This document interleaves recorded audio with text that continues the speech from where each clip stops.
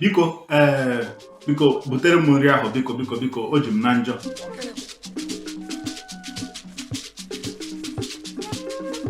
Agụ anụnwa na-agụsi m ike, biko butere m nri a ka m rie na otego m na-echi ya.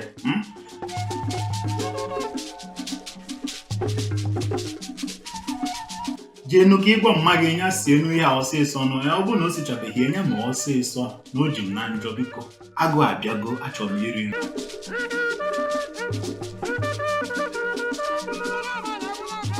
Mana tupu ibute m nri ahụ, biko butegodiri m mmiri jụrụ oyi ka m ṅụọ na akpịrị na-akpọ m nkụ, ka m nwee ike wee na-echenu na ọ dị ka mma gị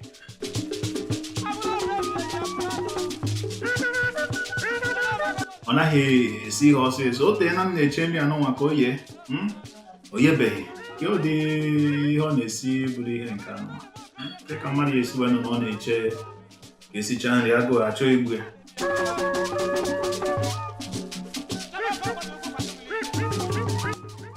Oge adịghị, biko jewe ka ịgwa mma gị nya sie nri a ọsịsọ na o ji m na njọ.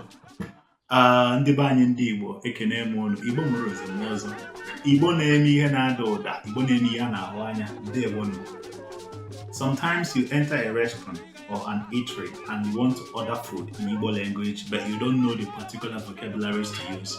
In this particular class, I'm going to teach you how to order food in a restaurant, okay, or a roadside eatery. Anywhere, you see, when you want to request for food, the words to use, the kind of food you want to eat. But in this particular lesson, we used rice, that is osikapa, and ofe akwu, that is the stew, Igbo stew made with palm fruit. Okay, but the processes, the words, the vocabularies are all the same. All right, so in this class, we will learn how to order food, from stepping into the restaurant to exchanging pleasantries, requesting for the food, and then appreciating the seller after you are done eating. Okay, so join me, take notes in this class, get ready to ask questions, and then if you have any request or recommendation, or there is a particular topic or area you want me to discuss, please leave it in the comment section. Okay, give me topics you want me to discuss on. This particular class is for food, requesting for food in a restaurant. Okay, but there could be other things you want me to teach in my class. So please remember, this is a two-way learning process. As I'm teaching you, you also reciprocate by asking questions, by engaging in the discussion, okay, and by taking notes.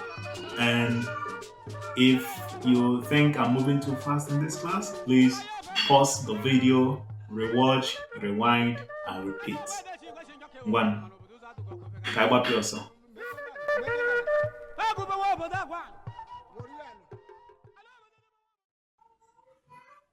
Mama Chioma, ịnọkwa ya? Nna abatawa. Onye bịara na nke m tata? Hi, Maazi Chris. Isi ka ị bịa na nke anyị taa? Mama Chioma sị m ka m bịa ka m mgbatinye ihe n'afọ. Na-enwe ka o si wee dị m tata. Sị ka m bịa ka m tachie nwa obere ọsa.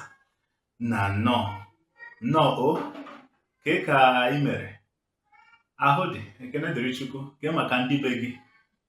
Ndị be m dịcha mma. Nwunye gị, ụmụ gị na ọrụ, ama m na ọ na-aga nke ọma. Nnọọ o, ngwa were n'oche nụ ka ị gwa m ihe ị chọrọ.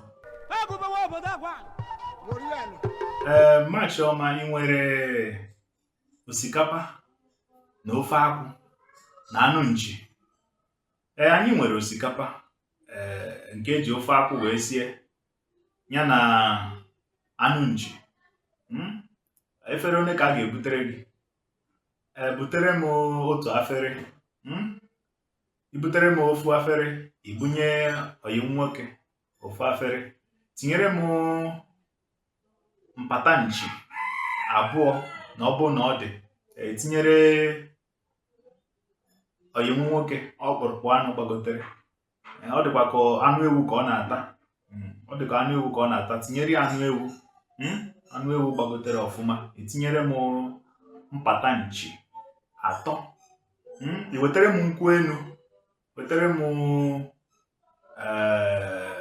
ihe ga-ezu iko 3 wetara oyi nwoke otu iko maka na ọ naghị anwụkebe mmanya.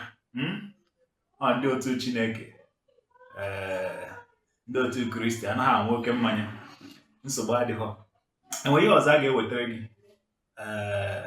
mgbe enweghọ naanị nri na anụ na mmanya.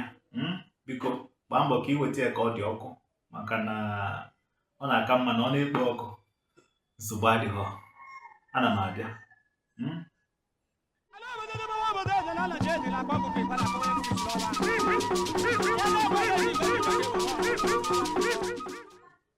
Ma Chioma, ihe m riri abụ ego ole?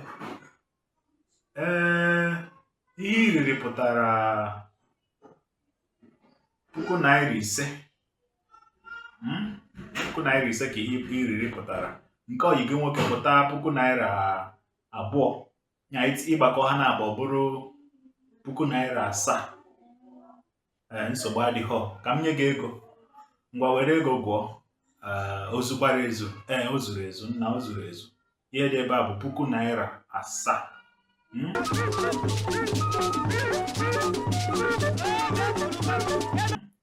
Ama m na nri m bunye gị tọrọ ụtọ ọfụma. Ọ tọrọ ụtọ. Ama m onye ebonu ị na-eshi ntụfụrụ. Ya nri anụnwa bụ nri a kwọrọ ezigbo aka wee sie. Ọ dị ezigbo ụtọ, dịkwa ọcha, na-ekpo ọkụ, na-enwekwa ezigbo isisi. Ya ama m na enweghị mgbe m ga-abịa ebe a ka ị ghara ibunye m nri akwara aka wee sie. Ama m ihe ị ga-emenwu. Ọnya mere m ji wee hapụ ndị ọzọ niile m hụrụ n'ụzọ wee sị ka m bịa tachie ọsa na nke gị. Ị na-agbanye ji sie nọ ike. Nsogbu adịghọ. Ngwanụ biko kenere m ndị ọrụ gị, kenere m nwa gị Chioma ya na ụmụ odibo gị, ka ọ dị mgbe ọzọ ka m na-achịkwa ụlọ ọrụ ka nchekwa bido ebe m kwụsịrị. Anyị nwere ike ịbịa echi, enwere ike mbịawazie echi mkpọta ndị otu m ndị ọzọ, maka na ụzọ dị mma aga ya nga na-abụ.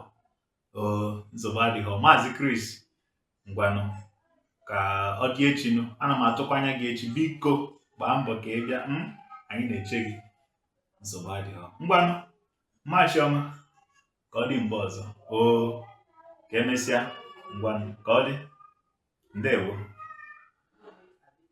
So now that you have learned how to request for food in a restaurant, how to greet the owner of the restaurant, and then how to bid the person farewell once you're done eating, I believe that next time you step into a restaurant, you know how to exchange pleasantries, how to request for food, and then what to say after you're done eating. Okay?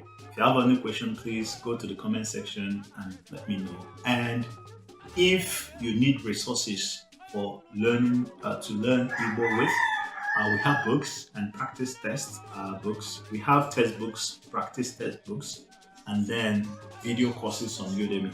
So with the video courses combined with the textbooks, that is Muta Igbo, and then Ojugo practice tests, exercise books, I can assure you that in no distant time you'll be able to become proficient in Igbo language.